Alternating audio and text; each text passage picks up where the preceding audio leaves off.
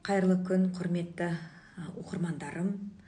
Мен сіздерге бүгін этикеттің ережесінің бірден бірі білезік бойынша ақпарат бергім келіп отыр. Жалпы бұл білезік деген нәрсені біздің әжелеріміз тіптен этикетті оқымаса да кезінде атам заманынан білетін болған. Алтынды сәндікке, күмісті емдікке деп таққан. Демек, біздің әжелеріміз мына екі білектерін жауып қоятын.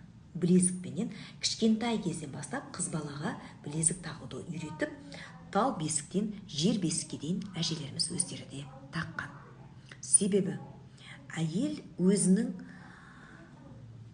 ең әдемі, нәзік мына білегінің жіңішке жерін көрсетіп тұру үшін осы жіңішке жеріне білезік тағып ерекше соған назар аудартатын.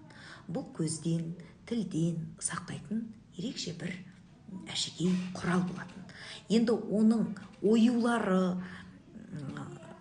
ұлттық нақыштық белгілері, түрлері айтатын болсақ, ол мүлде басқа дүние. Сондықтан этикет бойынша оң қолға тақпасақ та, сол қолға сағат болса да тағуымыз қажет.